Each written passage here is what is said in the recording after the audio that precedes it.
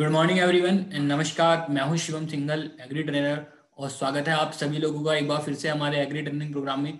दोस्तों, आप सभी लोगों को मालूम है अभी कुछ ही समय पहले वेस्टीज ने एक न्यू प्रोडक्ट लॉन्च किया था और अपना ट्रेनिंग कैटलॉग भी अपडेट हो चुका है। प्रोडक्ट की जो पीपीटी थी वो भी अपडेट हो गई है। तो आज का जो सेशन है वो हम अपडेटेड एग्री ट्रेनिंग के ऊपर ही करने वाले हैं, जिसमें हम नई पीपीटी को यूज करेंगे, जिसमें कि नए प्रोडक्ट्स भी ऐड हो गए हैं और कुछ चीज़ें चेंज की गई हैं, राइट। एंड पीपीटी जो है वो इंग्लिश में है। मैं बोलूँगा हिंदी में ट्रेनिंग सेशन में। इंग्लिश पीपीटी मैं इसलिए यूज़ कर रहा हूँ क्योंकि फिर बाद में लोगों का फीडबैक आता है कि सर जो लोग हिंदी नहीं समझ पाते हैं या हिंदी पढ़ नहीं पाते हैं उन लोगों को फिर दिक्कत होती है, वो कुछ नहीं समझ पाते।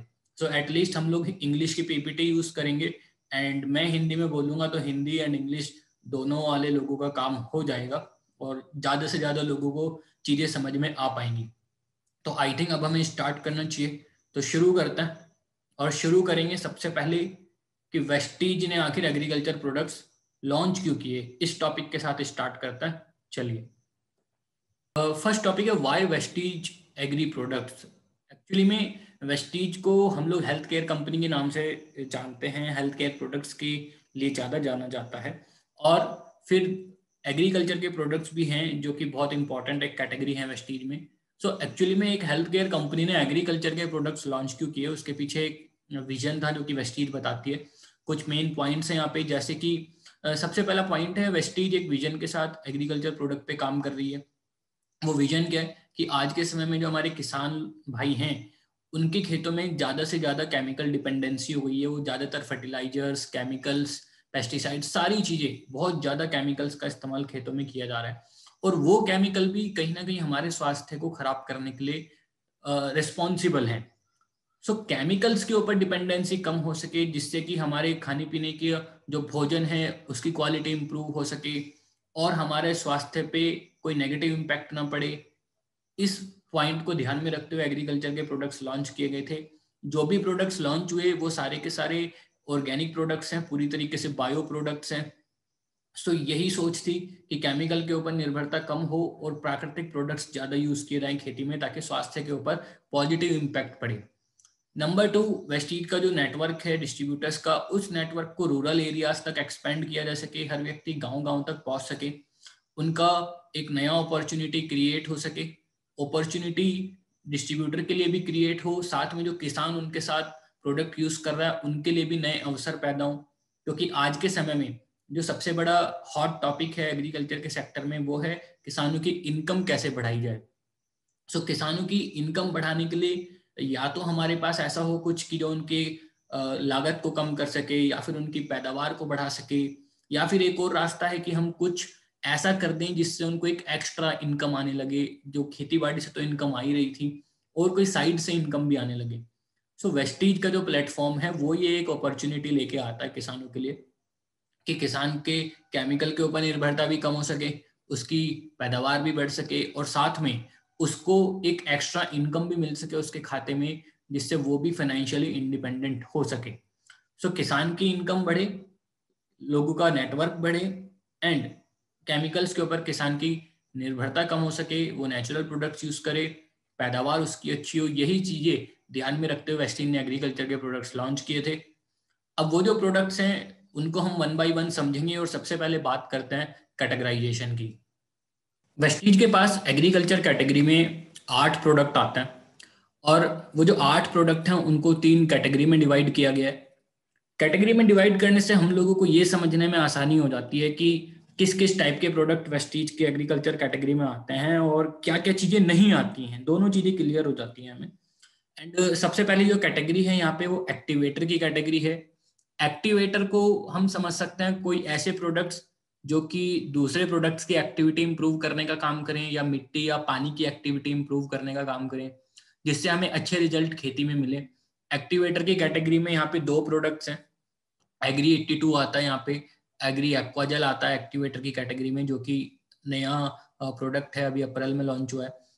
दूसरी कैटेगरी न्यूट्रिशनल की है एंड न्यूट्रिशनल को हम समझ सकते हैं वो प्रोडक्ट्स जो कि न्यूट्रिशन प्रोवाइड कर रहे हैं, फसल को न्यूट्रिएंट्स प्रोवाइड कर रहे हैं और फसल की ग्रोथ बढ़ाने का काम कर रहे हैं, पैदावार बढ़ाने का काम कर रहे हैं। इसमें 5 प्रोडक्ट्स हैं। एग्री ह्यूमिक है, एग्री ह्यूमिक ग्रैनुअल्स है, एग्री मॉस है, एग्री नैनोटेक है एंड एग्री गोल्ड है।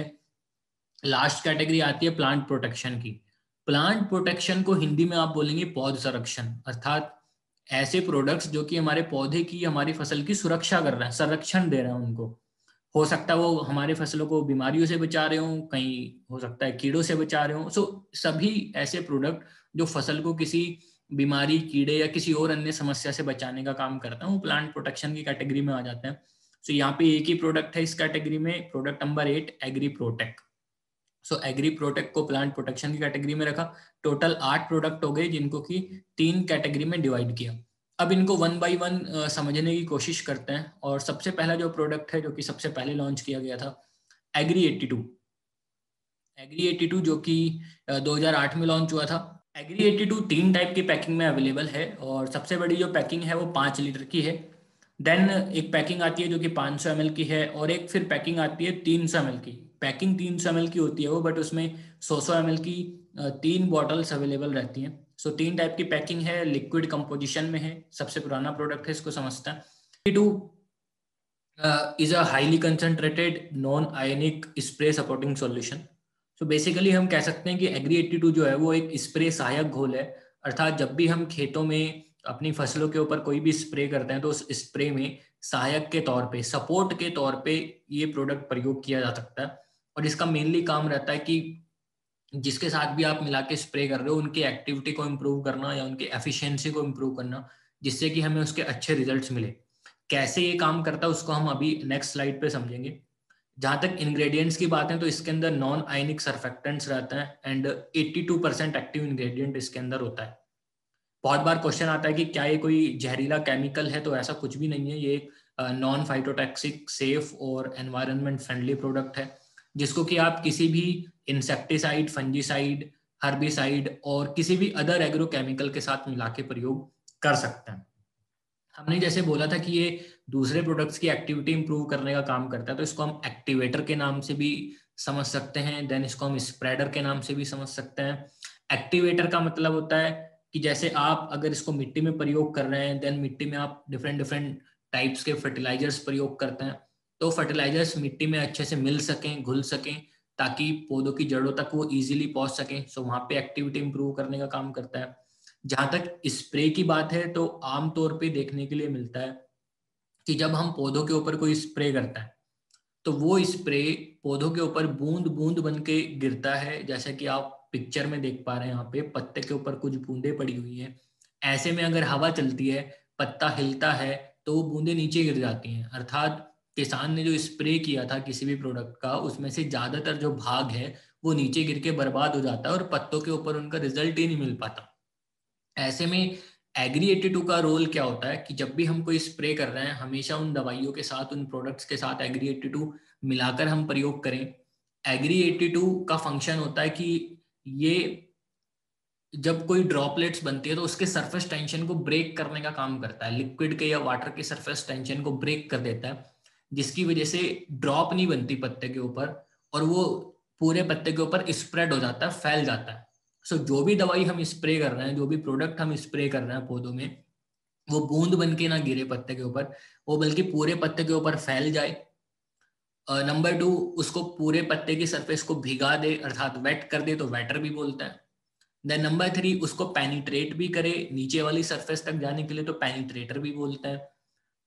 बहुत बार होता है कीड़ा पत्ते के ऊपर नहीं लगा होता, नीचे ही भी लगा होता है। हम लोग जबकि स्प्रे सिर्फ ऊपर करके आता है, तो पत्ते के नीचे तक भी दवाई पहुंचे और दोनों साइड हमें रिजल्ट मिले, तो पेनिट्रेट करने का भी काम करता है। एंड जब हम सॉल्यूशन बनाते हैं स्प्रे करने के लिए, कोई प्रोडक्ट को पानी में घोलते हैं, तो बहुत बार देखने के लिए मिलता है कि सॉल्यूशन यूनिफॉर्म नहीं बन पाता। या तो वो ऊपर ऊपर तैरने लग जाता है प्रोडक्ट, या फिर नीचे जाके बैठ जाता है। तो आप सोचिए कि अगर सॉल्यूशन यूनिफॉर्म नहीं बनेगा, हम उसको स्प्रे करने जाएंगे, तो कहीं कहीं पे दवाई पहुंचेगी और कहीं पे नहीं पहुंचेगी। रिजल्ट भी हमें कहीं पे मिलेंगे और कहीं पे नहीं मिलेंगे। ऐसे में सॉल्यूशन का यूनिफॉर्म होना बहुत इंपॉर्टेंट है। एग्री 82 का प्रयोग जब हम कर रहे हैं सॉल्यूशन बनाते समय, तो सॉल्यूशन भी पूरी तरीके से यूनिफॉर्म मिलता है, रिजल्ट भी सभी जगह पे यूनिफॉर्मली मिल जाते हैं। एंड क्योंकि एग्री 82 जो है वो एक नॉन आयनिक प्रोडक्ट है, ऐसे में इसका जो सबसे इंपॉर्टेंट एक रोल समझ में आता है, आमतौर पे क्या होता है जब हम कोई प्रोडक्ट्स अपनी मिट्टी में यूज करते हैं और मिट्टी का जो पीएच लेवल रहता है वो उन प्रोडक्ट्स की एफिशिएंसी को अफेक्ट करता है, क्योंकि वो पीएच लेवल की वजह से जो आयंस हैं उनके साथ रिएक्शन कर लेते हैं और उनकी एफिशिएंसी घट जाती है। बट एग्री 82 क्योंकि एक नॉन आयनिक प्रोडक्ट है, तो किसी भी टाइप का पीएच लेवल हो मिट्टी का, 82 के ऊपर उसका असर नहीं होता। ये हर टाइप के पीएच लेवल में अच्छा रिजल्ट दिखाता है। इवन जिन प्रोडक्ट्स के साथ हम मिला के इसको प्रयोग कर रहे हैं फिर वो भी वहाँ पे अच्छा परफॉर्म करने लगता है।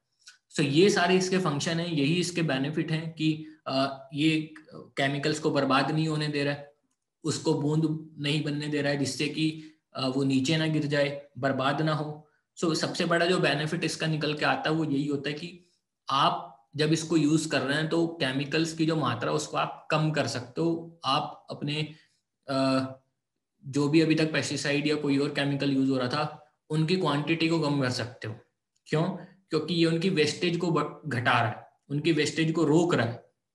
पहले आप बार बार केमिकल्स यूज करते थे क्योंकि उसमें से ज्यादातर तो नीचे बर्बाद हो जाता था गिर के, रिजल्ट नहीं मिलता था ठीक से। अभी अगर आपको 100% रिजल्ट मिलने लगे अपने प्रोडक्ट्स का जो भी आप यूज करते थे खेत में, तो आप देखेंगे कि अब आपको कम केमिकल्स यूज करने की जरूरत पड़ेगी।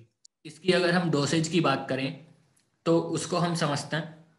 एग्री 82 का सबसे पहला जो पॉइंट है वो तो यही है कि हम इसको किसी भी प्रोडक्ट के साथ मिला के यूज करवा सकते हैं।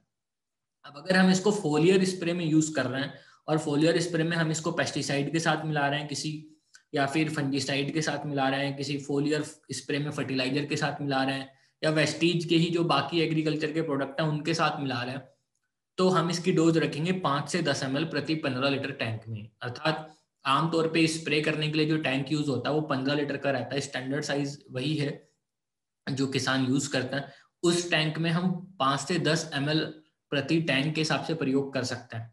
हालांकि यहाँ पे बहुत बार एक क्वेश्चन आता है, जो लोग एग्रीकल्चर बैकग्राउंड से नहीं है वो कई बार ऐसा क्वेश्चन उठा लेते हैं कि सर 1 एकड़ में कितना यूज होगा अगर हम 15 लीटर में 5 से 10 ml डाल रहे हैं। तो देखिए उस क्वेश्चन का आंसर यहीं पे कर लेते हैं कि ये चीजें डिपेंड करती हैं कि एक किसान 1 एकड़ में कितने 15 लीटर वाले टैंक इस्तेमाल करने वाला है, और वो भी डिपेंड करता है कि फसल कौन सी है, फसल छोटी है या बड़ी है। इन सब चीजों पे किसान स्प्रे कैसे कर रहा है, जल्दी जल्दी चल के कर रहा है, धीरे धीरे कर रहा है, सिर्फ ऊपर ऊपर कर रहा है और पूरे पेड़ को भिगा के कर रहा है, हवा के अगेंस्ट कर रहा है कि हवा के साथ कर रहा है, बहुत सारे फैक्टर्स डिपेंड करते हैं। तो हमें ये याद रखना है कि 15 लीटर के टैंक में 5 से 10 ml मात्रा डलती है। बाकी हम किसान से समझ सकते हैं, उससे पूछ सकते हैं कि आपके यहाँ पे 1 एकड़ में स्प्रे करने के लिए 15 लीटर वाले कितने टैंक लगेंगे। सपोज वो कहते हैं कि जी सर 6 टैंक लगेंगे, तो हमें समझ आ जाएगा एक टैंक में 5 ml तो 6 टैंक में 30 ml, मतलब 1 एकड़ में 30 ml लग गई। सो इस तरीके से हम कैलकुलेट कर सकते हैं। देन अगर हम हर्बिसाइड्स के साथ प्रयोग करवा रहे हैं, था जो घास मारने की दवाइयां आती हैं, खरपतवार नाशक जो आते हैं उनके साथ यूज करना चाहते हैं, तो 15 लीटर के टैंक में 15 से 20 ml का प्रयोग कर सकते हैं। कभी फर्टिलाइजर के साथ मिला रहे हो, खाद के साथ मिला के डाल रहे हो, तो 3 to 4 ml प्रति किलो के हिसाब से प्रयोग कर सकते हैं। या फिर हम एकड़ के हिसाब से समझना चाहें, मिट्टी में अगर डालना है इसको, चाहे फर्टिलाइजर के साथ मिला के डालें चाहे इरिगेशन में डालें, तो आप 160 से 200 ml प्रति एकड़ के हिसाब से भी प्रयोग कर सकते हो। आप पानी के साथ जैसे सिंचाई की जा रही है खेत में, तो सिंचाई के साथ आप बूंद बूंद करके भी एग्री 82 को दे सकते हो 160 से 200 ml पर एकड़। किसी के यहाँ पे ड्रिप सिंचाई है तो ड्रिप में भी हम इसका प्रयोग करवा सकते हैं, एंड ड्रेंचिंग में भी करवा सकते हैं। सो ये सारी इसकी डोसेज हो गई, जिसमें स्प्रे भी इंक्लूड हो गया, सॉइल एप्लीकेशन भी आ गया, इरिगेशन भी आ गया। नेक्स्ट प्रोडक्ट की तरफ चलता है। नेक्स्ट प्रोडक्ट है एग्री एक्वाजल, जो कि न्यूली लॉन्च प्रोडक्ट है, अभी जस्ट अप्रैल 2021 में लॉन्च किया गया है। 1 किलो की पैकिंग में अवेलेबल रहता है। एंड एग्री एक्वाजल जो है वो basically it is an organic super absorbent polymer. So ये एक सुपर एब्जॉर्बेंट है, मतलब ये कोई एक ऐसा ऑर्गेनिक प्रोडक्ट है जो कि एब्जॉर्ब करने की क्षमता रखता है, सुपर एब्जॉर्बेंट। एंड खास बात यह है कि ये अपने वजन के 500 गुना तक वाटर होल्डिंग करने की कैपेसिटी रखता है। सो खास चीजें जो हैं साइड में यहाँ पे मेंशन की गई हैं कि ये 50% तक वाटर सेव कर सकता है, 40% तक फर्टिलाइजर्स सेव कर सकता है, ये इसका रिसर्च बेस्ड आउटकम्स हैं। And 500 times water holding capacity है। Agri Aquagel is helpful in reducing crop expenditure. तो मतलब आप सोचिए कि अगर पानी की बचत हो रही है या फर्टिलाइजर की बचत हो रही है, सो डेफिनेटली किसान का जो खर्चा होता है फसल के ऊपर उसको कम करने में सहायक है, एंड किसान की जो पैदावार है उसको भी बढ़ाने में सहायक है। कैसे सहायक होता है उनको आगे समझेंगे हम। एग्री एक्वाजल जो प्रोडक्ट है वो बेसिकली कुछ प्रॉब्लम्स को ध्यान में रखते हुए लॉन्च किया गया था, जैसे कि वाटर क्राइसिस की एक प्रॉब्लम है, देन लीचिंग ऑफ न्यूट्रिएंट्स की एक प्रॉब्लम है, देन सॉइल इरोजन की एक प्रॉब्लम है। इन प्रॉब्लम्स को ध्यान में रखते हुए ये प्रोडक्ट लॉन्च किया गया था। सो इन प्रॉब्लम्स को कैसे ये प्रोडक्ट दूर करता है और क्या फायदा करता है उनको अब हम समझते हैं one by one. Number one, agri Aquagel for water crisis. Water crisis जो है उसका मतलब सिर्फ ये नहीं है कि पानी की कमी हो गई है। वाटर क्राइसिस दोनों प्रकार से हो सकता है। पानी की कमी भी वाटर क्राइसिस है और पानी की अधिकता भी वाटर क्राइसिस है। मान लीजिए कहीं पे एक बाढ़ आ गई तो वो भी वाटर क्राइसिस है, और मान लीजिए कहीं पे सूखा पड़ गया तो वो भी वाटर क्राइसिस है। तो सबसे पहले हम सूखे वाले क्षेत्र की बात करते हैं। सपोज कोई ऐसा क्षेत्र है जहाँ पे बारिश कम होती है, फसल जो है वो पूरी तरीके से बारिश पर निर्भर है, सिंचाई की व्यवस्था नहीं है। कहीं पे ग्राउंड वाटर का लेवल कम है तो वहां से सिंचाई की व्यवस्था नहीं है। कुछ क्षेत्र ऐसा है जहाँ पे ड्रॉट लाइक कंडीशंस बनी रहती हैं, सूखे जैसे क्षेत्र बने रहते हैं। सेंट्रल इंडिया में ऐसे बहुत सारे क्षेत्र हैं। सो ऐसे क्षेत्रों में एग्री एक्वाजल क्या कर सकता है। मान लीजिए एग्री एक्वाजल को आप अगर पहले से मिट्टी में यूज करके रखते हैं तो ये एक सुपर एब्जॉर्बेंट है। तो अगर एक बार भी बारिश होती है या आप एक बार भी ऊपर से पानी लगाते हैं तो ये उस पानी को एब्जॉर्ब कर लेता है अपने अंदर और जेल बना देता है। अब वो जेल मिट्टी की टॉप लेयर में रहता है, जड़ों के आसपास रहता है। तो जो पानी आपने डाला है या जो बारिश हुई है वो रन ऑफ होके बर्बाद नहीं हो रही है, या वो पानी नीचे नहीं निकल रहा है मिट्टी में, वो जेल में कन्वर्ट हो चुका है और मिट्टी की टॉप लेयर में है। अब मान लीजिए काफी दिन तक बारिश नहीं होती है या बाई चांस आप पानी नहीं लगा पाते हैं, तो उस जेल में से धीरे धीरे पानी रिलीज होकर पौधे की जड़ों को मिलता रहता है। तो जैसे आप पिक्चर में भी देखते हैं, एब्जॉर्ब एंड रिलीज, यही फंक्शन इसका चलते रहता है। और पौधों को उन समय पे भी पानी मिल जाता है जिस समय पे उसको जरूरत तो थी लेकिन आप लगा नहीं पा रहे थे या बरसात हो नहीं पा रही थी। तो वाटर क्राइसिस से फसल बच जाती है एंड स्ट्रेस नहीं आता है फसल में। अगर हम इसके अपोजिट की बात करें, मान लीजिए कहीं पे बहुत ज्यादा बरसात होती है, कहीं पे बारिश आती है, या फिर हम समझे कि हाई वाटर लेवल है, कहीं पे दलदली जमीन है। सो ऐसे केस में अगर हम एग्री एक्वाजल का प्रयोग कर लें जहाँ पे पानी भर गया था या एक्स्ट्रा पानी है जहाँ पे आ गया है, तो वो उस एक्स्ट्रा पानी को जेल में कन्वर्ट कर देता है। तो बहुत बार क्या होता है कि अगर मिट्टी में वाटर लॉगिंग हो जाए तो वाटर लॉगिंग की वजह से भी कई प्रकार की फंगस की बीमारियां पैदा हो जाती हैं। और ऐसे में अगर एक्वाजल वहां पे पड़ा हो मिट्टी में तो वाटर जो है वो जेल की फॉर्म में कन्वर्ट हो जाता है और फसल को बीमारी लगने के चांस कम हो जाता है। सो चाहे पानी की कमी वाला क्षेत्र हो चाहे पानी की अधिकता वाला क्षेत्र हो, दोनों ही कंडीशन में हम इसका प्रयोग करा सकते हैं पौधों को वाटर क्राइसिस से सेव करने के लिए। अगला पॉइंट आता है agri Aquagel for leaching. Leaching का मतलब होता है कि जो भी हम फर्टिलाइजर्स यूज करते हैं, सपोज हम यूरिया का प्रयोग कर रहे हैं, डीएपी का प्रयोग कर रहे हैं, ऐसे केसेस में जब हम फर्टिलाइजर्स प्रयोग करते हैं फिर हम पानी लगाते हैं, सिंचाई लगाते हैं, तो जो फर्टिलाइजर्स होता है वो पानी के साथ मिलके धीरे धीरे मिट्टी में नीचे निकल जाता है, बहुत नीचे निकल जाता है। मतलब पौधे की जड़ वहां से उस फर्टिलाइजर को ग्रहण नहीं कर सकती, पौधे की जड़ों की पहुंच से दूर हो जाता है। तो जो फर्टिलाइजर नीचे चला गया है जमीन में, वो फर्टिलाइजर पौधों के लिए तो वेस्ट हो गया, पौधे तो उसको ले नहीं सकते। ठीक, और ये जो प्रोसेस है, जो वेस्टेज हो रही है, जो फर्टिलाइजर नीचे जा रहा है जमीन में, वही प्रोसेस को हम लीचिंग कह सकते हैं। राइट। अब जो फर्टिलाइजर नीचे गया वो पौधों के लिए तो बर्बाद हुआ ही, पौधे तो उसे ले ही नहीं सकते, साथ में वो क्या कर रहा है, वो मिट्टी की उर्वरक क्षमता को भी प्रभावित कर रहा है, उसके पीएच लेवल को भी प्रभावित कर रहा है। नीचे एक हार्ड क्रस्ट बनना शुरू हो जाता है, कठोर लेयर बननी शुरू हो जाती है। सो ऐसे में हमें कुछ ऐसा करने की जरूरत है जिससे कि वो फर्टिलाइजर वेस्ट ना हो, लीचिंग ना हो।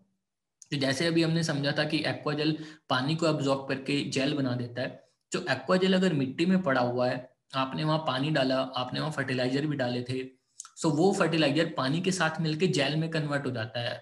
एग्री एक्वाजेल की जेल के अंदर वो स्टोर हो जाता है, होल्ड हो जाता है, एब्जॉर्ब हो जाता है, जिससे कि अब उसकी लीचिंग नहीं होगी, वो फर्टिलाइजर नीचे नहीं जाएगा, मिट्टी की टॉप लेयर में बना रहेगा एंड धीरे धीरे रिलीज होके पौधे की जड़ों को मिलता रहेगा। सो हमने तो एक ही बार फर्टिलाइजर डाला था, सडनली एकदम से पौधे को बहुत सारा मिला, फिर कुछ दिन तक धीरे धीरे उसकी अवेलेबिलिटी कम हो गई। लेकिन अगर एक्वाजल पड़ा है तो कंटिन्यूसली उसकी अवेलेबिलिटी पौधे के लिए बनी रहेगी, पौधा स्ट्रेस में नहीं आएगा, और अगर स्ट्रेस में नहीं आएगा तो डेफिनेटली उसकी ग्रोथ अच्छी होगी, पैदावार अच्छी होगी। सो लीचिंग से बचा सकता है। देन सॉइल इरोजन की बात करें तो सॉइल इरोजन का मतलब होता है मिट्टी का कटाव। मिट्टी का कटाव पानी की वजह से हो सकता है। पानी की अगर एक्सेस वाटर हो गया या रन ऑफ बहुत तेज हो गया तो मिट्टी जो है वो बह के पानी के साथ निकल जाती है। जो उपजाऊ मिट्टी है उसका बह के निकल जाना, उसका कटाव हो जाना ही हम सॉइल इरोजन समझ सकते हैं। या आंधी तूफान आने पे उस मिट्टी का उड़ जाना, तो हवा की वजह से भी हम समझ सकते हैं कि सॉइल इरोजन होता है। ऐसे में अगर हमने एक्वाजल यूज किया है, फिर हम वहां पे पानी लगा रहे हैं, उसने पानी को अब्जॉर्ब कर लिया, जेल बना दिया, तो मिट्टी के जो पार्टिकल्स होते हैं वो आपस में जुड़ जाते हैं, बाइंड हो जाते हैं।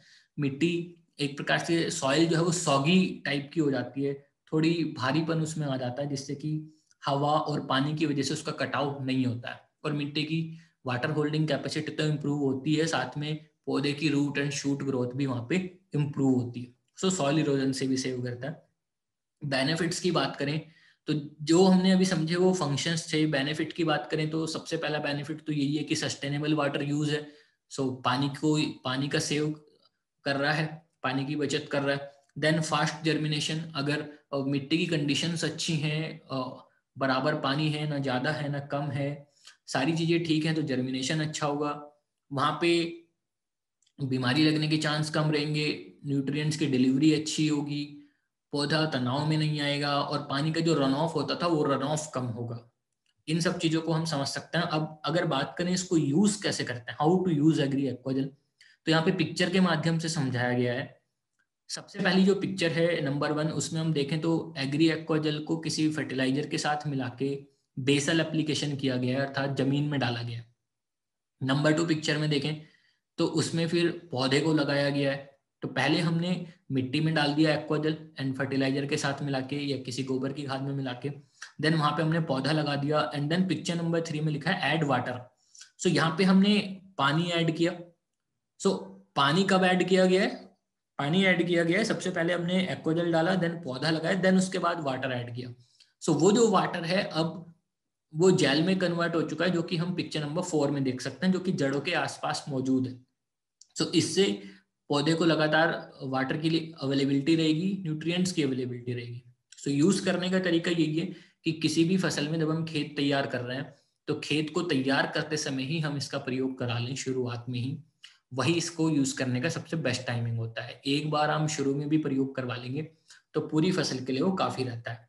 जहां तक बात है डोज की, तो फील्ड एप्लीकेशंस में हम इसको 1 से 2 किलो प्रति एकड़ के हिसाब से प्रयोग कर सकते हैं। पैकेट के पीछे यही डोज मेंशन की गई है। एंड जो हमारे घर के पौधे हैं या फिर जो बड़े बड़े प्लांट्स हैं, वहां पे हम 40 to 80 ग्राम पर प्लांट के हिसाब से या पर ट्री के हिसाब से प्रयोग कर सकते हैं। तो घरों में जो किचन गार्डन है या जो हमारे छोटे छोटे पोट्स हैं उसमें भी हम 30-40 ग्राम डाल सकते हैं हर पोट में।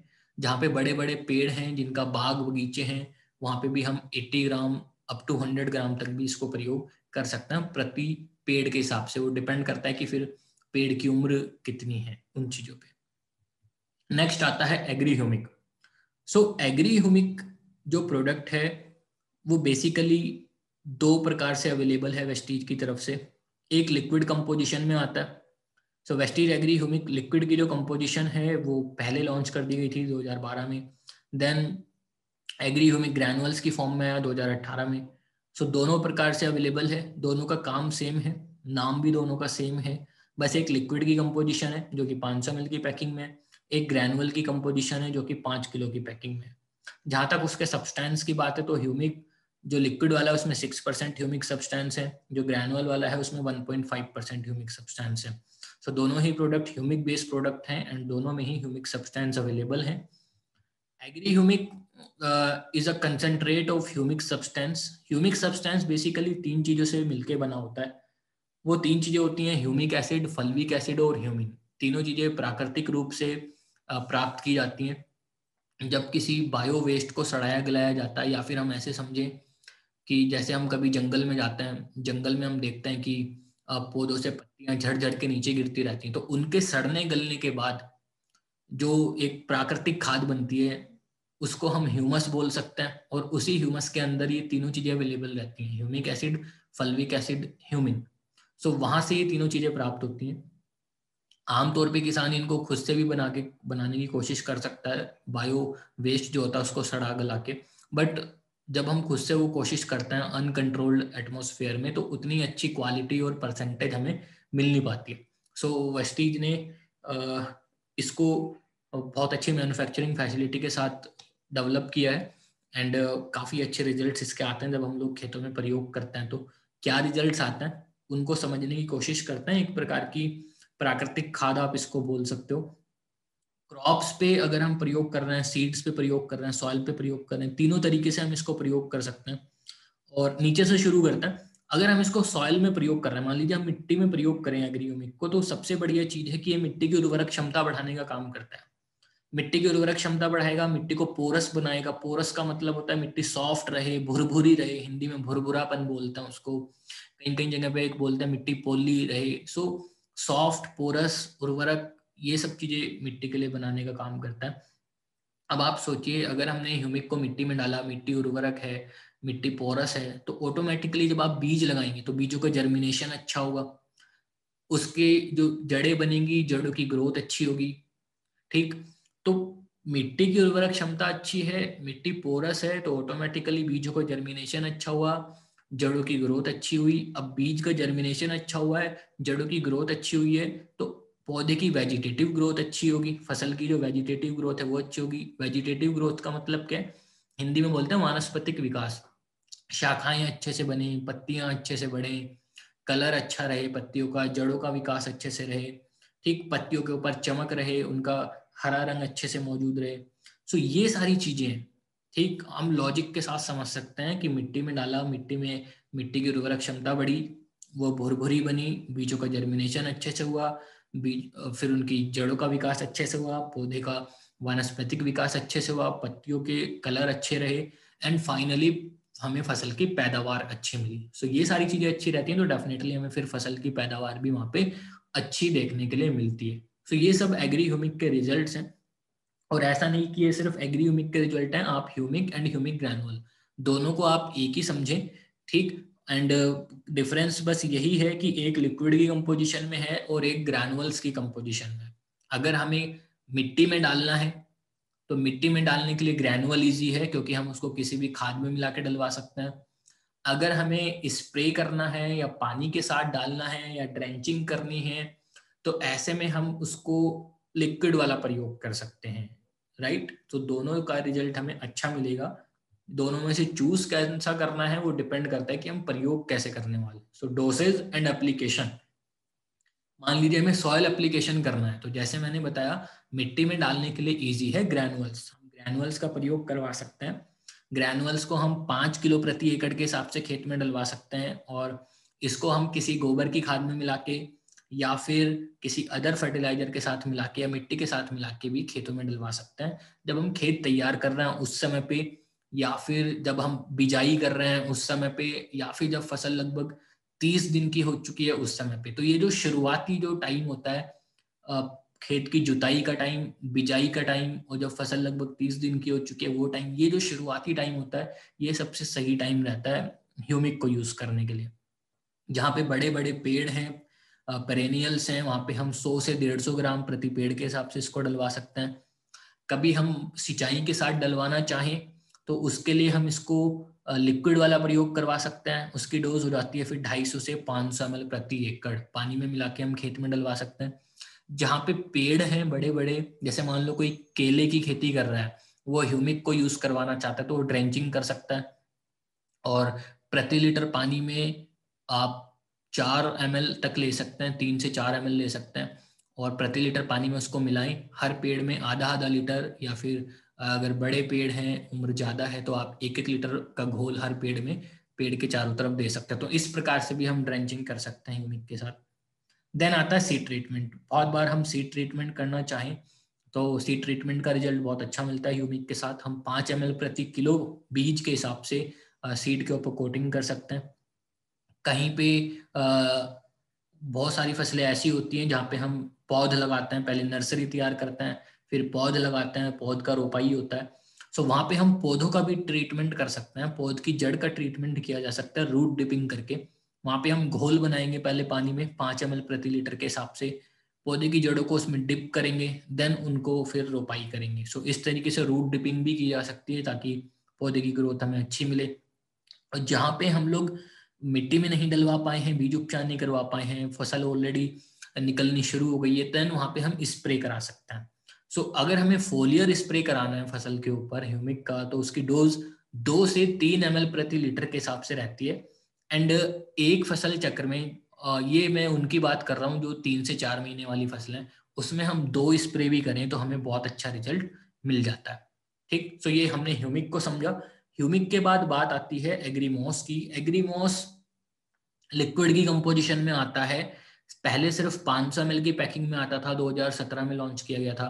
देन बाद में 100 ml की पैकिंग में भी अवेलेबल करा दिया गया। तो आज के टाइम में ये 500 ml और 100 ml दोनों ही पैकिंग में अवेलेबल है, लिक्विड की कंपोजिशन में है। इसको समझते हैं।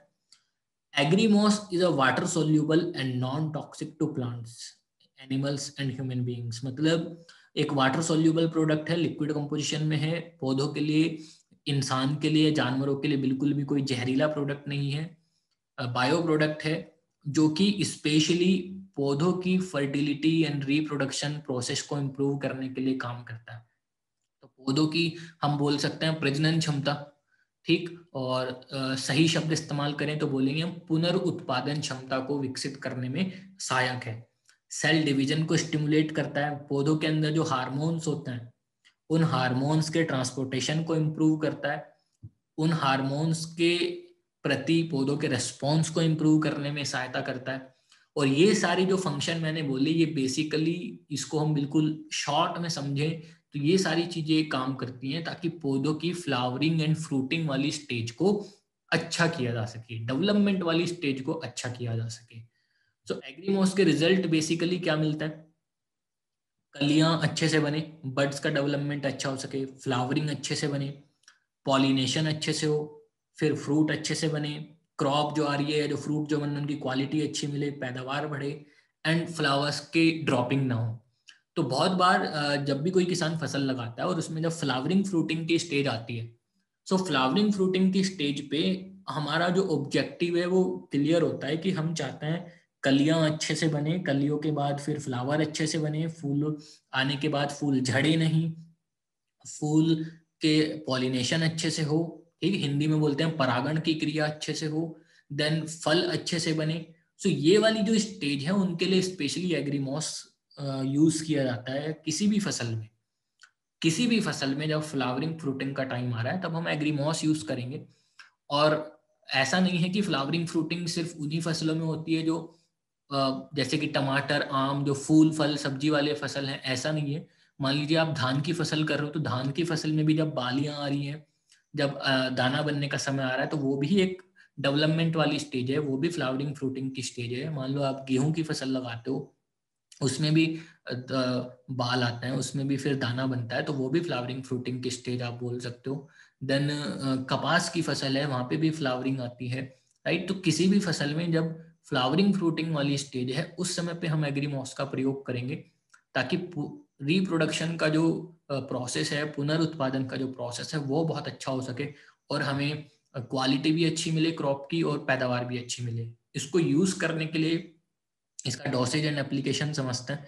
इसको हम सिर्फ फोलियर स्प्रे में प्रयोग करवा सकते हैं, राइट। एंड 20 ml यूज किया जाता है 15 लीटर के टैंक में। तो 15 लीटर के कितने टैंक लगेंगे 1 एकड़ में, वो फिर हम कैलकुलेट कर सकते हैं अकॉर्डिंगली।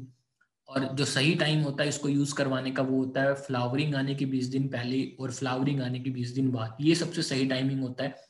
बहुत बार कुछ फसलें ऐसी होती हैं, जैसे सब्जियों की फसलें होती हैं जिसमें कि फ्लावरिंग बार बार आती है, राइट।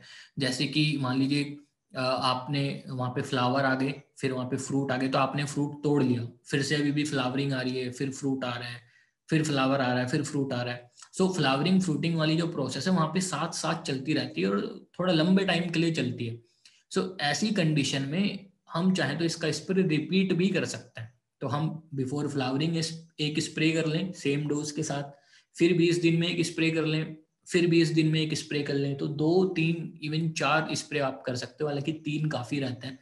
और कई बार लोगों के मन में क्वेश्चन आता है कि सर हम तो हर दूसरे दिन पे फल तोड़ रहे हैं या फिर हम हर हफ्ते फल तोड़ रहे हैं, तो क्या हम हर हफ्ते स्प्रे करें? ऐसा नहीं है, आप 20-20 दिन में भी स्प्रे करोगे तो भी आपको बहुत अच्छे रिजल्ट वहाँ पे मिल जाएंगे।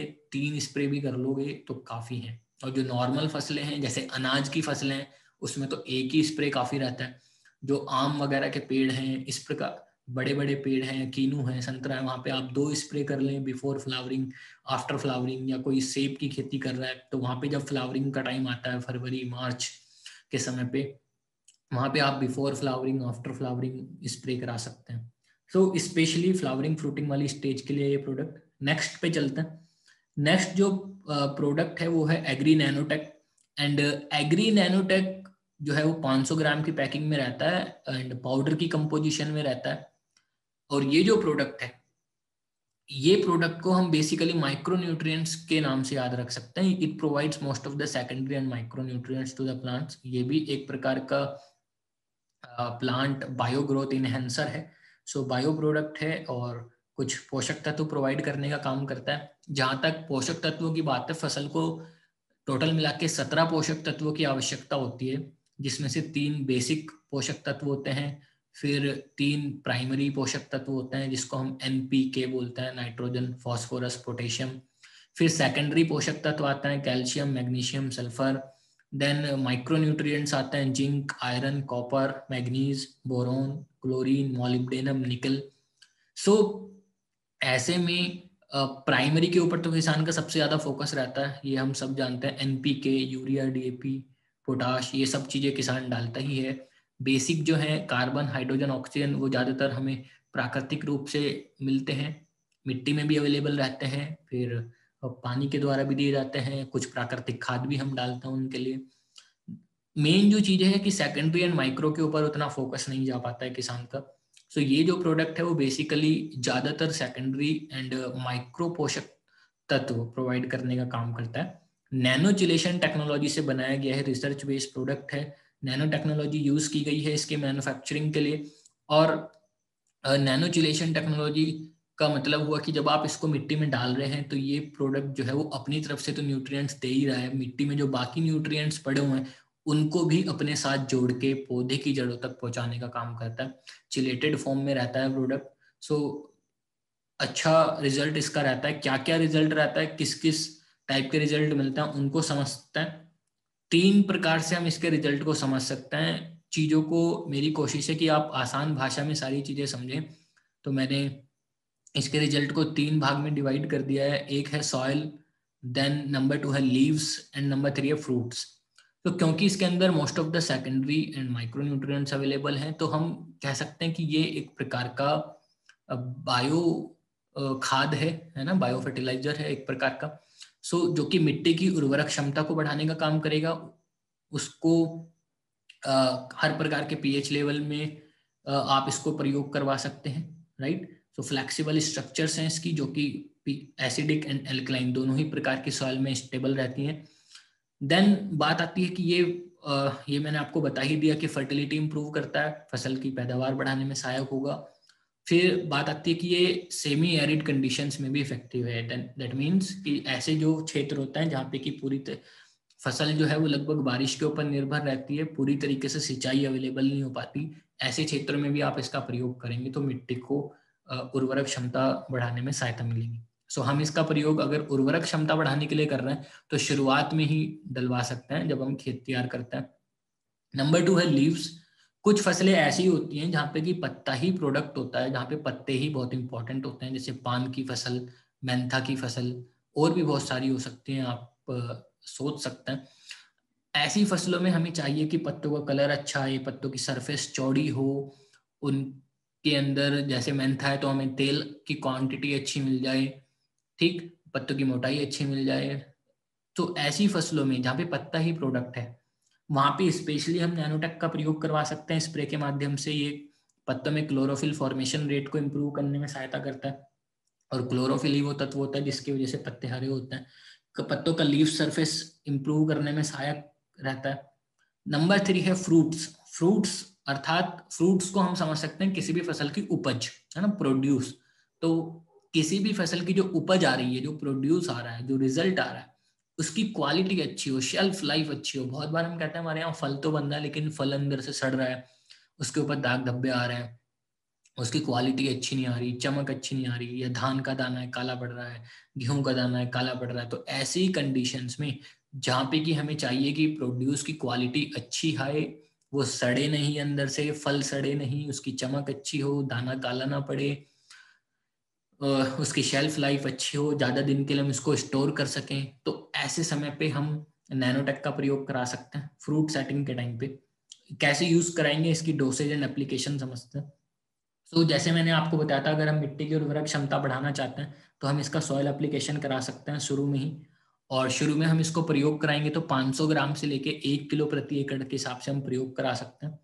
100 किलो एफ वाई एम का मतलब होता है फार्म यार्ड मैन्योर, मतलब नॉर्मल भाषा में आप इसको गोबर की खाद बोल सकते हो।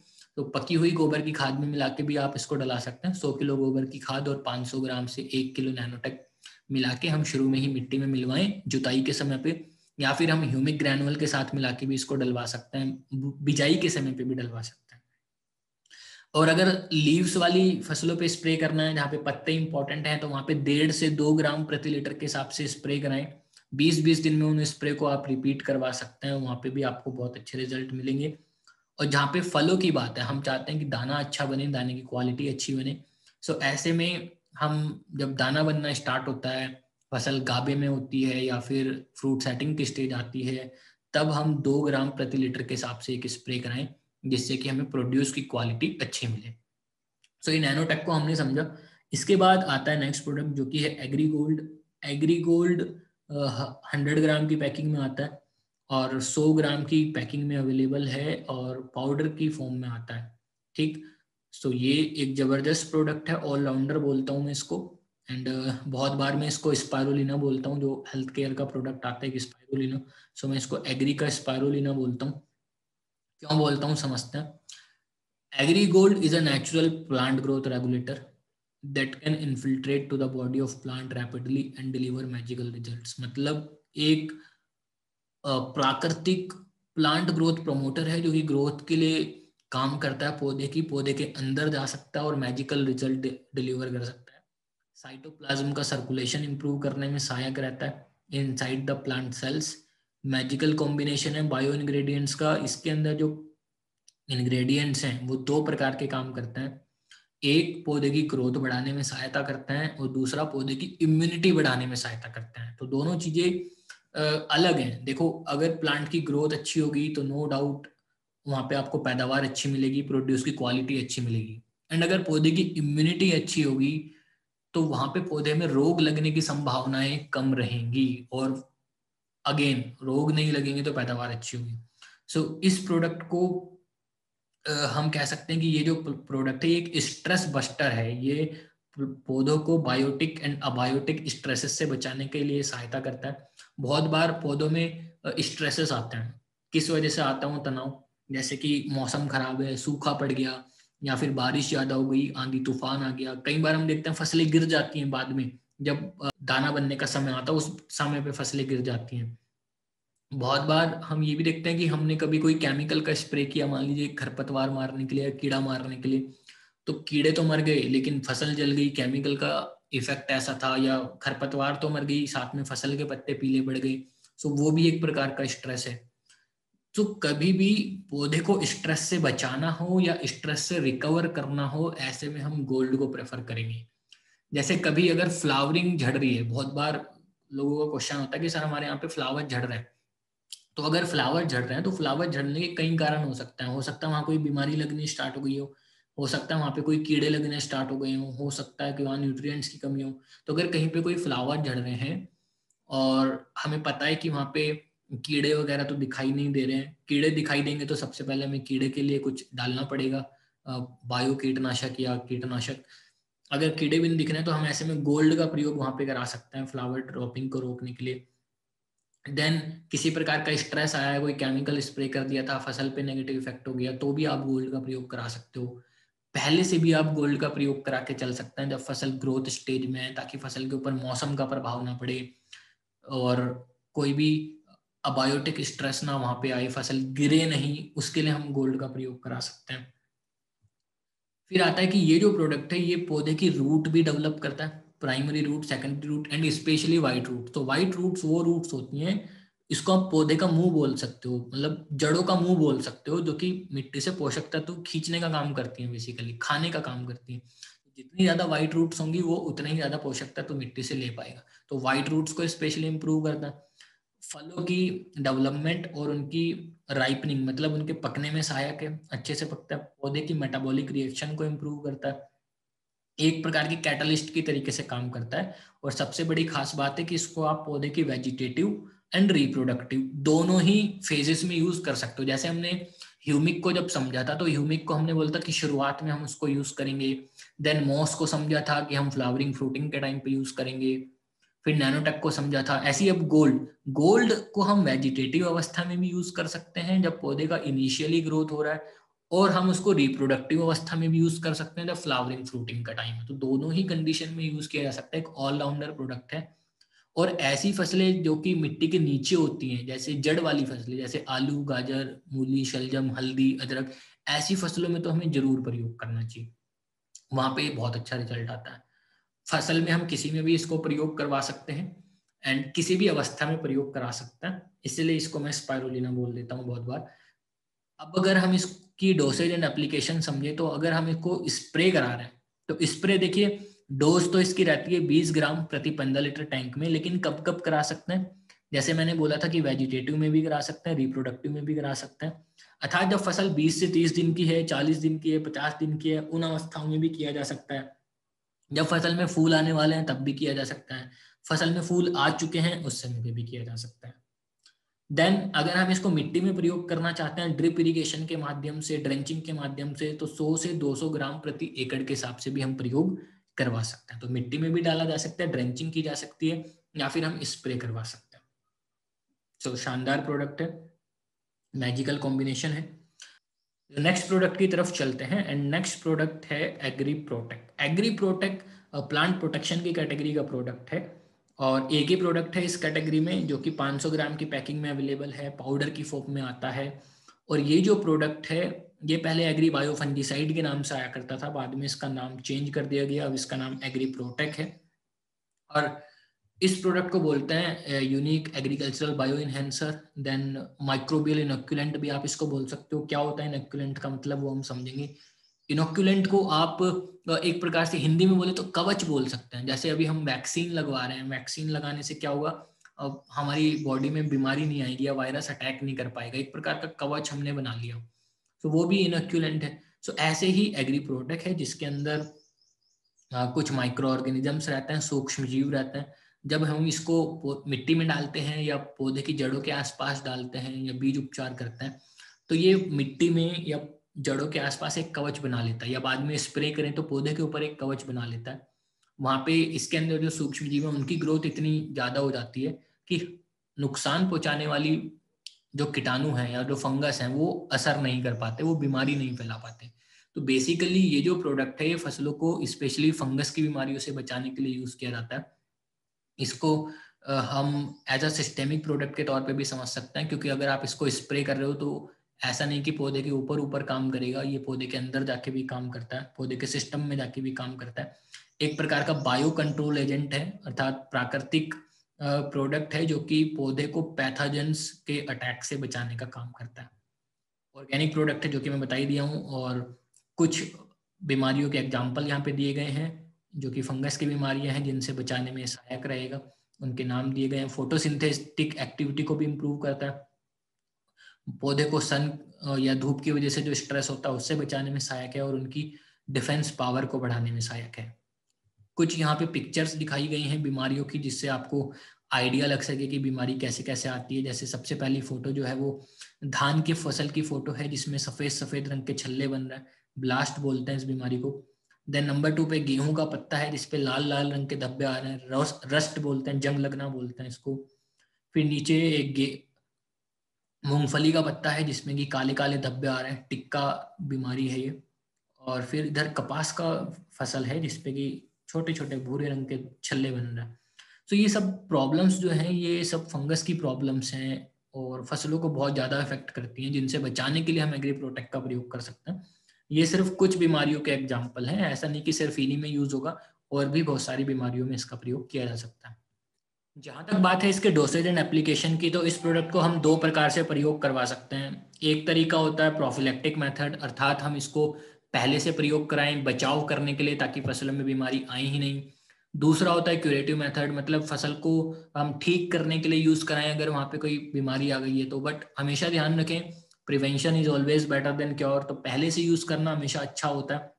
और उसमें सबसे सही तरीका है सॉइल एप्लीकेशन का, मतलब हम सॉइल ट्रीटमेंट करें, मिट्टी का उपचार करें। मिट्टी का उपचार करने के लिए हम सबसे पहले इसको जब हम खेत तैयार करते हैं उसी समय पे प्रयोग करवा सकते हैं। 500 ग्राम प्रति एकड़ के हिसाब से 500 ग्राम से 1 किलो प्रति एकड़ के लिए हम इसको प्रयोग करवा सकते हैं। और सबसे जो सही तरीका होगा वो ये होगा कि हम इसको 100 किलोग्राम पकी हुई गोबर की खाद में मिला लें, उसके साथ मिला के खेत में डलवाएं। वो नहीं है तो फिर हम एग्रीह्यूमिक ग्रैनुअल में मिला के भी इसको डलवा सकते हैं। तो मिट्टी उपचार का तरीका बहुत अच्छा तरीका है।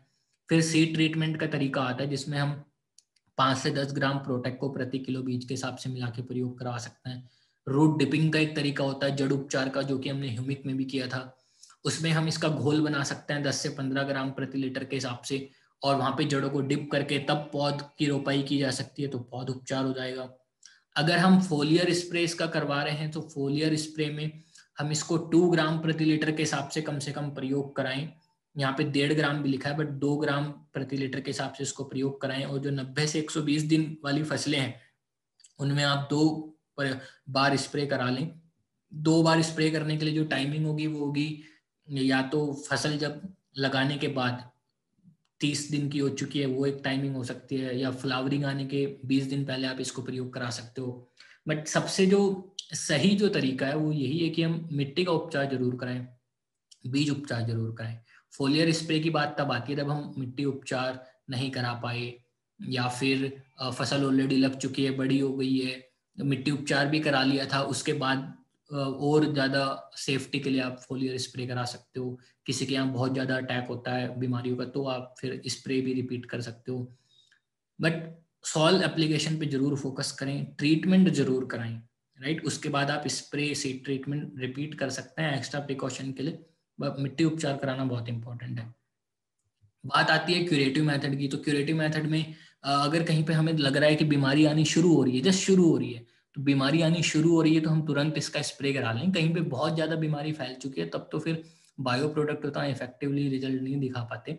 लेकिन बीमारी अगर शुरू हो रही है तभी हम तुरंत इसका स्प्रे करा लें, और स्प्रे की मात्रा 2 से 3 ग्राम प्रति लीटर रहती है, और स्प्रे को 7वें दिन में रिपीट कर लें। अगर हम कभी स्प्रे कर रहे हैं प्रोटेक्ट का तो एक आइडिया लगा सकते हैं कि 15 लीटर के टैंक में हम 40 ग्राम प्रोटेक्ट और 10 ml 82 दोनों चीजों मिला के स्प्रे करें और रिपीट करें, दूसरा स्प्रे करें 7 दिन के अंदर, तो आपको वहां पे फिर बीमारी से भी कंट्रोल प्राप्त हो जाएगा, राइट। सो ये सारे प्रोडक्ट थे, इन सारे प्रोडक्ट्स को हम लोगों ने समझा। ये इनका प्राइस लिस्ट है जो डिस्ट्रीब्यूटर प्राइस है, फिर उसमें पीवी कितने आते हैं, पॉइंट वैल्यू कितने देता है वेस्टीज। सो हर प्रोडक्ट के बारे में यहाँ पे लिखा गया है। 82 का 100x3 ml वाला पैकिंग है जो कि 9 पीवी देता है। 500 ml वाला पैकिंग है जो कि लगभग 12.5 पीवी देता है। फिर 5 लीटर वाला पैकिंग है जो 110 पीवी देता है। आप किसी में भी चेक कर लेना, सब में एग्जैक्टली 30 रुपए का पीवी है। तो पीवी के लिए सबसे बढ़िया प्रोडक्ट्स हैं ये, लेवल्स अचीव करना इजी हो जाता है जब हमारे पीवी शॉर्ट पड़ रहे हो तो अच्छा हम लोग ग्रो कर सकते हैं इस प्रोडक्ट के साथ में, अपना बिजनेस भी बहुत अच्छे से ग्रो कर सकते हैं। अब अगर हम इनको फसलों के हिसाब से समझना चाहें कि मान लीजिए कोई फसल हम लोग लगा रहे हैं, उस फसल में शुरू से लास्ट तक हम कैसे यूज करेंगे, तो यहाँ पे मैंने कुछ स्टेप्स बनाए हैं और 5 स्टेप आप देख सकते हैं स्क्रीन पे। लेकिन इनका ये मतलब नहीं है कि हमें पांचों ही स्टेप प्रयोग करने हैं। ये स्टेप ये सोच के बनाए गए हैं कि मान लीजिए आप किसी किसान को मिलते हैं या आप खुद एक किसान हैं और आपको डिसाइड करना है कि इनमें से मैं कौन सा प्रोडक्ट यूज करूं। तो आप सबसे पहले देखेंगे कि आपकी फसल में कौन सी स्टेज चल रही है, कौन सी अवस्था चल रही है। क्या आप अभी मिट्टी तैयार कर रहे हैं, क्या आप अभी बिजाई कर रहे हैं, क्या आप बीज उपचार करने वाले हैं, क्या आपकी फसल जम चुकी है, उस पे 5-6 पत्ते आ चुके हैं, क्या आपकी फसल में फूल आने वाले हैं या फल आ रहे हैं। तो बेसिकली अगर आपको प्रोडक्ट चूज करने हैं कि मैं कौन सा प्रोडक्ट स्प्रे करूं, तो उस उसके लिए हम ये टेबल रेफर कर सकते हैं कि हम सबसे पहले चेक करें कि हमारे यहाँ पे कौन सी स्टेज चल रही है और उस स्टेज के हिसाब से फिर प्रोडक्ट डिसाइड करें। हालांकि आप चाहें तो पांचों स्टेप भी किसी फसल में प्रयोग कर सकते हैं। अब स्टेप नंबर 1 जो है वो है soil application during field preparation और एट सोइंग। या तो मतलब इसका मतलब है या तो जब आप जुताई कर रहे हो खेत में उस समय, या फिर जब आप फसल में बिजाई कर रहे हो मतलब बीज लगा रहे हैं उस समय। तो जुताई के समय या बिजाई के समय अगर हमें कुछ डलाना हो तो हम एग्री ह्यूमिक ग्रैनुअल, एग्री प्रोटेक और एग्री एक्वाजेल का प्रयोग करा सकते हैं। ये बेस्ट प्रोडक्ट है उस टाइम के लिए। मात्रा की बात करें तो ग्रैनुअल की मात्रा रहेगी 5 किलो, प्रोटेक्ट की रहेगी 500 ग्राम, एक्वाजेल की रहेगी 1 किलो। ये प्रति एकड़ के हिसाब से है। ये मैंने चूज क्यों किया यहाँ पे, क्योंकि ग्रैनुअल मिट्टी की उर्वरक क्षमता बढ़ाने का काम करेगा, उसको भुरभुरा बनाने का काम करेगा, तो शुरू में ही हम डलवा लें इसको। प्रोटेक्ट मिट्टी का उपचार करने का काम करेगा ताकि फंगस वगैरह की समस्या ना आए। एक्वाजल मिट्टी की एक्टिविटी इंप्रूव करेगा, वाटर होल्डिंग कैपेसिटी बढ़ाएगा, फर्टिलाइजर सेव करने में मदद करेगा। तो ये तीनों प्रोडक्ट शुरुआत में डालने के लिए बेस्ट टाइमिंग होता है। और ऐसा नहीं है कि तीनों ही डालना है, तीनों में से आप अपनी रिक्वायरमेंट के हिसाब से चूज कर सकते हैं कि हमें एक डालना है, दो डालना है या तीनों डालना है। फिर आता है कि आप बिजाई करने जा रहे हो, आप बीज उपचार करना चाहते हो, सीड ट्रीटमेंट करना चाहते हो, तो आप agri humic and agri protect इनका प्रयोग कर सकते हैं सीड ट्रीटमेंट के लिए। ह्यूमिक की डोज 5 ml प्रति किलो रहती है, एग्री प्रोटेक्ट की 10 ग्राम प्रति किलो रहती है। सो आप इनमें से कोई एक या दोनों का प्रयोग करा सकते हो बीज उपचार में। फिर स्टेप 3 आता है जब फसल में 5 से 6 पत्ती आ चुकी हैं। ये वो अवस्था है जब फसल जम चुकी है, कोई भी फसल हो चाहे। ऐसे में हमारे पास ऑप्शन है कि हम agri humic, agri gold, agri 82 का प्रयोग कराएं। एग्री ह्यूमिक दो प्रकार का अवेलेबल है, ह्यूमिक लिक्विड में भी है, ह्यूमिक ग्रैनुअल में भी है। तो अगर हम स्प्रे करना चाहें तो स्प्रे का ऑप्शन है, हम 15 लीटर के टैंक से 30 ml एग्री ह्यूमिक यूज कर लें, 20 ग्राम एग्री गोल्ड यूज कर लें, 5 से 10 ml 82 यूज कर लें 15 लीटर के टैंक में। अगर हम स्प्रे नहीं कराना चाहते हैं, मिट्टी में डालना चाहते हैं किसी खाद के साथ, फर्टिलाइजर के साथ मिला के, तो फिर वहां पे हम ह्यूमिक ग्रैनुअल का प्रयोग कर लें 5 किलो, 100 ग्राम गोल्ड का प्रयोग कर लें, 150 ml लगभग 82 का प्रयोग कर लें 1 एकड़ के लिए। दोनों में से कोई एक ऑप्शन चूज कर लें, तीनों में से अपनी रिक्वायरमेंट के हिसाब से प्रोडक्ट चूज कर लें।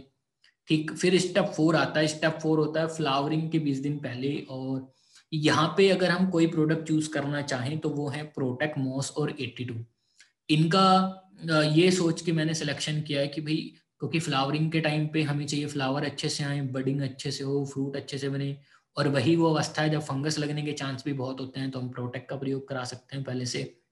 सो प्रोटेक्ट, मॉस और 82 इन तीनों का स्प्रे करा सकते हैं 15 लीटर के टैंक में। 30 ग्राम प्रोटेक्ट, 20 ml मॉस, 5 से 10 ml 82, तीनों को मिला के स्प्रे करा सकते हैं। 3 नहीं करना चाहते तो अपने हिसाब से आप सिलेक्ट कर सकते हैं कौन कौन से आपको कराना है। स्टेप 5 आता है जब फ्लावरिंग आ चुकी है और अब फल बनने वाला है, that means 20 days after flowering. और यहाँ पे हम चूज कर सकते हैं नैनोटेक गोल्ड और 82। ये प्रोडक्ट स्पेशली फ्रूट की क्वालिटी या दाने की क्वालिटी को इम्प्रूव करने में काम करेंगे, फसल को गिरने से बचाने में सहायक होंगे। स्प्रे करा सकते हैं इनका 30 ग्राम नैनोटेक, 20 ग्राम गोल्ड, 5 से 10 ml 82 15 लीटर के टैंक में। सो ये 5 स्टेप मैंने बताए जो कि फसलों की स्टेजेस पे डिपेंड करते हैं। और ये ज्यादातर ये वाले जो स्टेजेस हैं ये उनमें ज्यादा फिट बैठेंगी, जिसमें जो कि 3 से 4 महीने वाली, 6 महीने वाली फसलें हैं, जहाँ पे बड़े बड़े पेड़ हैं जैसे कि आम का पेड़ है, कीनू का पेड़ है, स्टेजेस उनमें भी यही होंगी, लेकिन थोड़ी लंबी लंबी चलेंगी। मतलब शुरुआती कुछ साल हो सकता है वेजिटेटिव अवस्था ही चलती रहे, फिर रिप्रोडक्शन का टाइम आए, तो वहां पे भी हम यही देखें कि वहां पे क्या चल रहा है, वहां पे फूल आ रहे हैं, फूल आ चुके हैं, या पौधा छोटा है, या वेजिटेटिव अवस्था चल रही है, अवस्था के हिसाब से प्रोडक्ट चूज करें। ठीक, इसके लिए ये टेबल बना के दी है ताकि प्रोडक्ट का सिलेक्शन करना आपके लिए इजी हो जाए, आप फसल की स्टेज देख के प्रोडक्ट चूज कर सकें। ठीक, सो ये सारी चीजें थी, इसमें हमने सारे प्रोडक्ट्स को समझा आज के सेशन में। इसमें हर प्रोडक्ट का काम समझा, उसकी डोसेज समझी, उसके बेनिफिट समझे, प्रोडक्ट का कैटेगराइजेशन समझा, वेस्टीज ने प्रोडक्ट लॉन्च क्यों किए वो समझे, किसी फसल में प्रोडक्ट किस अवस्था में कौन से डालने चाहिए वो समझ लिया इस टेबल के माध्यम से। तो ये सारी चीजें समझने की आज कोशिश की। आई होप बहुत सारी चीजें आपको क्लियर हो गई होंगी एंड बहुत सारी चीजें समझ में आई होंगी, कुछ चीजें नई लगी होंगी, कुछ चीजें आपने पहले से समझी हुई होंगी। ऐसे ही सेशंस हम लोग आगे भी लेके आते रहेंगे। आप लोग अपना फीडबैक जरूर दीजिएगा कमेंट्स के माध्यम से, और चैनल को सब्सक्राइब नहीं किया तो सब्सक्राइब करना मत भूलिएगा, बेल आइकन को प्रेस करना मत भूलिएगा, ताकि ऐसे ही नोटिफिकेशंस, ऐसी नई नई वीडियो की अपडेट्स आपको मिलती रहे। सो आज के लिए इतना ही। जुड़ने के लिए बहुत बहुत धन्यवाद। Thank you very much and नमस्कार।